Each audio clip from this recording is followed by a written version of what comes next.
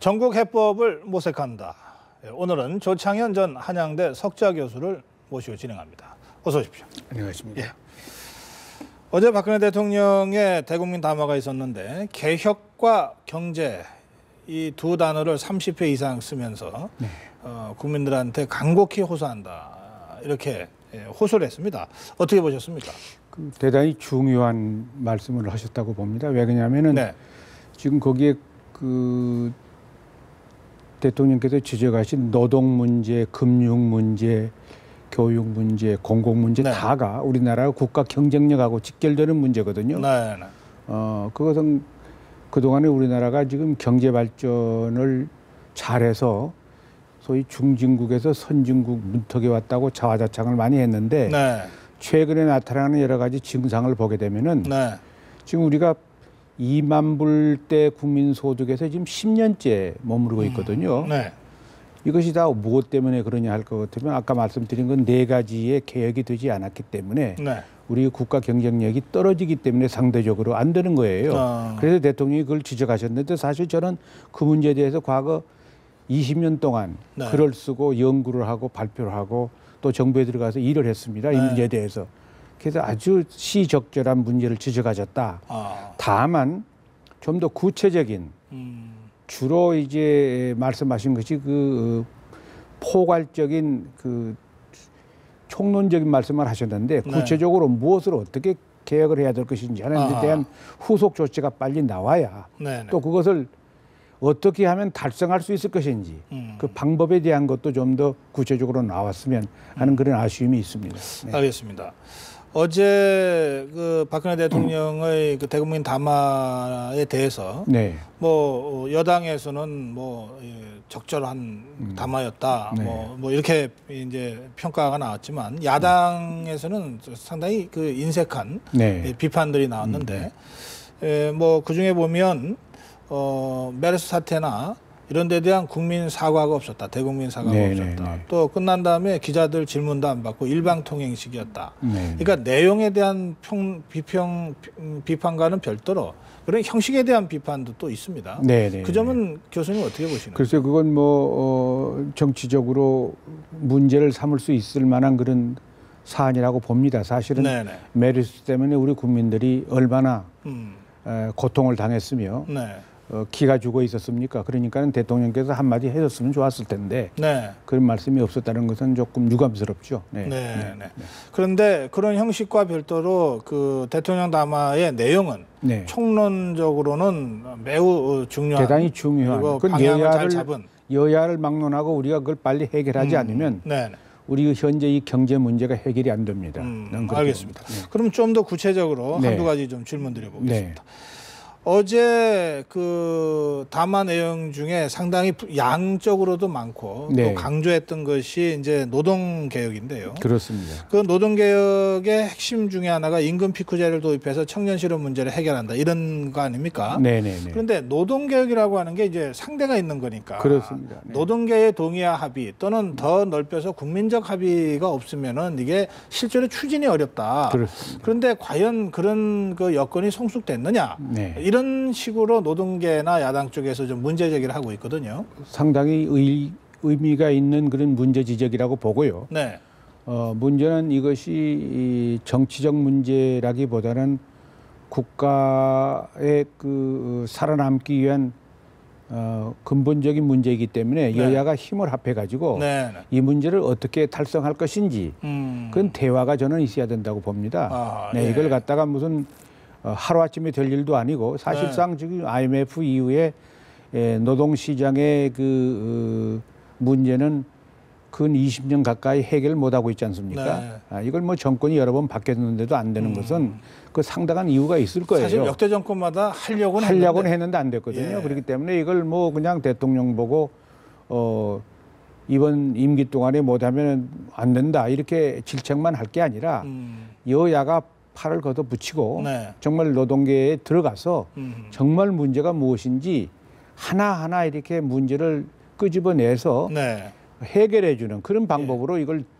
대처를 해야 된다고 저는 봅니다. 근데 임금 피크제가 노동개혁의 하나의 대안은 되겠습니까? 그 중에 하나에 불과합니다. 예. 저는 그렇게 봅니다. 임금 피크제는 원래가 어디서부터 시작됐느냐면은 정년 연장하고 연계되는 문제예요. 그런데 지금 우리나라에서는 이미 정년 연장 문제가 아직 해결도 되지 않고 우리나라의 대부분의 기업에서는 지금 60세 훨씬 이전에 네. 지금 퇴직을 시키고 있잖아요. 네. 그러니까 이런 문제가 다 얽혀서 한꺼번에 해결돼야 될 문제거든요. 네. 그런데 그 문제는 해결 안 하면서 자꾸 임금 피크 문제만 하게 되면 저절로 해결이 되는 걸로 보는데 네. 저는 그렇게 보질 않아요. 제가 인사위원장 할 때도 정년은 내년부터 이제 공공용 부문에 있어서는 60세로 연장하는 걸로 이제 법제화됐고요. 근데 민간은 이제 뭘 강제로 하기가 어려우니까 그렇습니다. 이제 적극적으로 이제 유도하는 걸로 이렇게 지금 정부가 방침을 정하고 있는데 그래서 이 정년 연장을 합의하면서 이제 임금 피크제 도입이 여야 간에도 사실은 논의가 됐던 건데 이제 또 다시 이게 문제가 되고 있어요. 그렇습니다. 그렇기 때문에 지금 노사정위원회가 빨리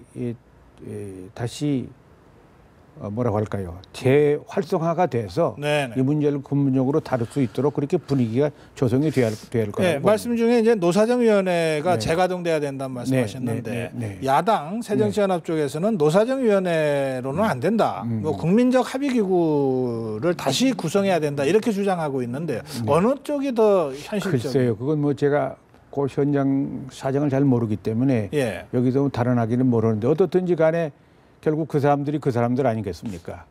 그렇기 때문에 그저 무슨 그 타이틀에 구애될 게 아니라 이해 당사자들을 전부 모아서 정말 옛날에 미국 그 클린턴 대통령이 했던 식으로 문을 잠그고 한 사흘 동안 밤새껏 토의를 시킨다든지 이런 방법으로 해서라도 문제를 해결하면 저는 해결이 가능하다고 봅니다. 우리나라 사람들이 보통 똑똑한 사람들이 아니거든요. 사실은. 그렇기 때문에 자기에게 이익이 온다고 그러면 금방 해결을 합니다. 그런데 지금 아무리 봐도 자기에게 이익보다는 손해가 올 것 같으니까 지금 발을 빼는 거거든요. 그렇군요. 알겠습니다. 그런데 이제 이 최근 롯데 사태가 뭐 이 국민들 앞에 정말 이 민낯을 드러냈는데 재벌에 이러면서 노동개혁보다 재벌개혁을 먼저 해야 되지 않냐. 뭐 이런 주장이 좀 또 한편에서 또 계속 제기되고 있습니다. 이건 어떻게? 사실은 지금 재벌개혁은 이번 롯데 사건이 나기 이전부터서 국제적으로 문제가 지적이 되고 있는 문제예요. 이 문제가. 다시 말하면 투명성. 제가 여기 지금 통계를 가져왔는데 소액 주주의 이익보라고 하는 측면에서 지금 우리는 몇 등을 하느냐면 세계에서 119등을 하고 있습니다. 거의 꼴찌네요. 그렇기 때문에 예를 들면 외국 사람이 한국에 투자하고 싶어도 회사를 왕창 사서 지배를 하기 전에는 누가 투자를 하겠습니까? 119등 되는 소액 주주들은 이런 지표라면 언제 돈이 어떻게 쓸는지도 모르는데 그렇기 때문에 이것을 갖다가 개혁하기 위해서는 재벌 개혁이 선제돼야 되거든요. 선순환 출자만 문제가 되는 게 아니고 사실상 지금 사회 이사라고 하는 거 있지 않습니까? 이 자체도 지금 지배구조 자체도 개혁을 해야 됩니다. 지금까지 모든 통계에 의할 것 같으면 사회 이사라는 사람들이 전부 거수기 노릇을 했어요. 거의 반대해본 적이 없는 그런 통계로 나오거든요. 그렇기 때문에 이런 지배구조를 가지고 우리 보고 외국 사람 보고 투자해 주세요. 아무리 해봐야 투자를 않습니다. 그렇기 때문에 재벌 개혁이라고 하는 것은 어떤 그 재벌가에 대한 인신공격이나 어떤 그 재벌에 대한 그 치부를 드러내려고 하는 그런 뜻이 아니고 국제 경쟁력에서 이기기 위해서는 투자가 돼야 되고 또 기업 자체가 투명해야만 국제 경쟁에서 이길 수가 있거든요. 그런 의미에서 이건 경제적인 문제라고 저는 봅니다. 알겠습니다. 하여튼 재벌 개혁이 뭐 어떤 형태로든 추진돼야 되고 뭐 사실은 모든 개혁을 한꺼번에 추진하면 좋겠는데 이게 뭐 이 국가가 동원할 수 있는 자원에도 한계가 있고 또 뭐 이 정치적으로 밀어붙이는데도 여러 가지로 한계가 있어서 이제 우선순위를 둘 수밖에 없지 않습니까? 그렇습니다. 국정의 우선순위, 개혁에도 우선순위가 있을 텐데 그러면 이제 교수님 재벌개혁은 마땅히 해야 된다고 말씀하셨고 노동개혁이야말로 역대 정권이 다 하려다가 못했던 개혁이다. 꼭 해야 된다고 하셨는데 굳이 우선순위로 매기자면 어디를 더 앞세워야 됩니까? 제가 보기에는 먼저 공공개혁부터 시작해야 된다. 공공개혁부터 해야 된다. 그건 정부가 할 수가 있으니까. 대통령이 권한을 가지고 있기 때문에. 그렇군요. 공공개혁을 실시해서 지금 세금 가운데 소위 말하는 줄줄 흘러서 낭비되고 있는 세금이 엄청납니다. 네. 감사원 감사의 발표에 의할 것 같으면은 네. 약 60조에 해당되는 국고 보조금 사업의 48%가 예. 부실하게 지금 운영되고 있다는 대략 거죠. 30조 정도 되네요. 네. 또 지금 우리가 갑작스럽게 팽창되고 있는 그 복지 여러 가지 그 사업 가운데 네네. 약 4,400억이라고 하는 돈이 네. 낭비가 되고 있다고 하는 이건 감사원 보고입니다. 그래요? 그러니까 이것이 뭐 단순히 제가 최근 며칠 동안에 지금 집계한 것만 통계가 이렇게 나오니까 지금 우리나라에서 약 400조라는 돈을 쓰는데 네. 누가 정말 꼼꼼히 이걸 따지는 사람이 있어야 돼요. 그건 네. 정부가 지금까지 너무 흥청망청 쓴 겁니다. 1년 예산이 이제 400조 조금 안 되는데 네. 400조라고 치고 그 중에 지금 감사원 감사에 의하더라도 공공사업 60조 중에 30조 정도가 그렇습니다. 지금 줄줄 새고 있다. 그렇습니다. 아니 얼마 전에 저 세수 부족해가지고 그 5조 6천억인가 하는 거 간신히 추경으로 처리할 정도로 그렇습니다. 우리가 지금 재정적으로 압박을 받고 있는데 그렇습니다. 이게 만약에 30조 줄줄 새는 것만 잘 막아도 바로 그것이 추경이 지금 필요 없네요. 바로 그것이 제가 말씀드리려고 하는 공공계획의 핵심입니다.